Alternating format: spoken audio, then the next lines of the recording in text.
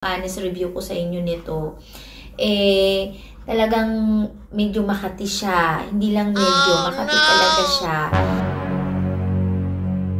Sa mga magtatanong kung ano yung pakiramdam, sa pangatlong araw guys, talaga, nung nakaraan medyo mainit-init lang katawan ko. Ngayon, tingnan nyo guys yung dito ko, ayan, no, sobrang kinta.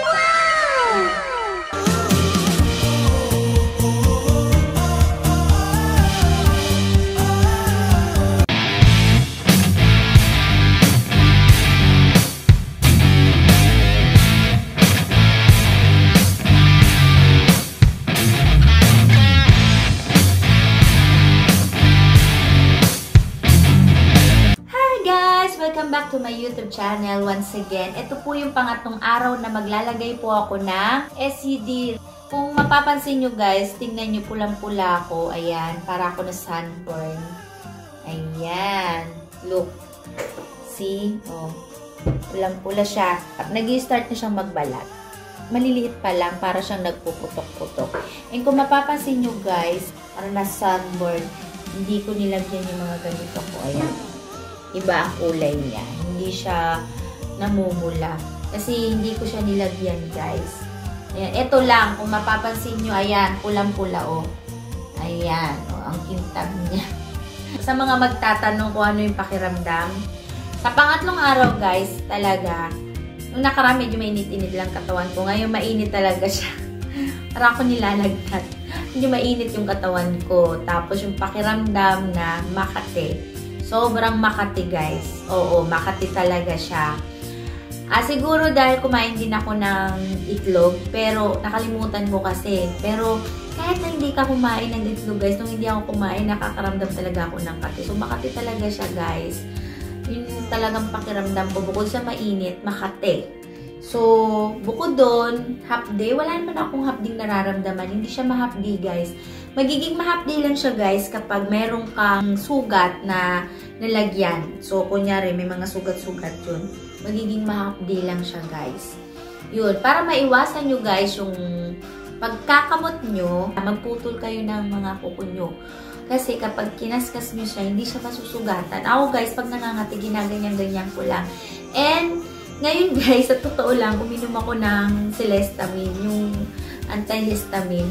Uminom po ako ng antihistamine, yung para sa kati-kati. Kasi talaga, makati siya. Yun. So ngayon guys, ito yung pangatlong araw na maglalagay ako. And dapat, supposed to be, ito yung last na lagay ko. Try ko to kasi bukas kung talagang magka-crack na siya o talagang magbibiyak-biyak na, hindi na ako maglalagay. Pero ngayon maglalagay ako kasi talagang ito pa lang ang pangatlong araw. At this time guys, sa paglalagay ko ay hindi na ako magagamit ng brush. Ilalagay ko na siya, idadirect ko na siya sa kamay ko. And lalagyan ko na yung mga ganito natin. Kaya sobrang makintab din. Tingnan nyo guys yung dito ko. Ayun, sobrang kintab. Kaya din kasi kakawash ko lang, yung katawan ko lang. Galing ko lang ng trabaho sa pagdating ko. Nagpahinga lang ako ng konti.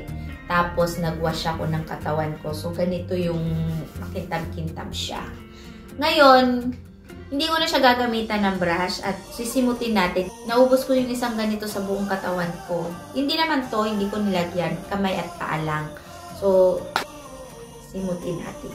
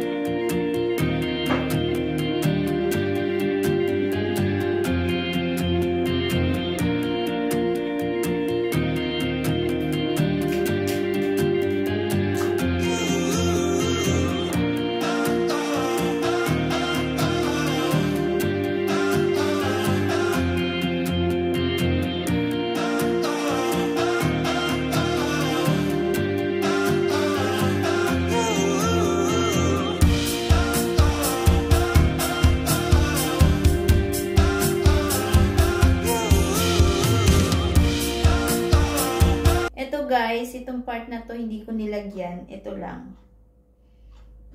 So guys, tapos na tayo maglagay. Ayan. Mas maganda pala siya guys kapag kinagamitan ng kamay kasi mabilis siyang matuyo. Kasi yung ginamitan ko siya ng brush, parang ang tagal-tagal niyang matuyo. So, mas maganda pala siya kapag kamay talagang ginagamit. Maging maingat lang kayo sa paglagay sa mga ganito. Pero kasi ngayon, di ba, sinama ko na sa paglagay ito. Ngayon ko lang na-try na kamay ang ginagamit. Mas maganda kasi mas mabilis pala matuyo, hindi kayo mapupuyat. So, mas maganda pala kasi tuyo agad. Ayan. So, bukas, excited na ako para malaman ko kung ano magiging resulta nito kung magbabalat na ba ito. Ano. Sana naman magbalat na guys kasi tiis ganda talaga. Makati siya. Kasi nga dahil siya makati, gawa nga ng nagpipil up siya. Pag nagda-dry makati kasi talaga yan, natatanggalan siya ng balat. Parang ang sarap-sarap niya kamutin talaga para kang tinututure. Yun yung pakiramdam ko and ngayon yun ang nararamdaman ko. So bukas, ipapakita ko to sa inyo guys kung ano magiging resulta. Ngayon guys, tapusin ko na muna tong vlog ko. So, see you tomorrow na lang ulit tayo guys. Para makita nyo kung ano resulta nito. Yan. Bye for now guys! See you!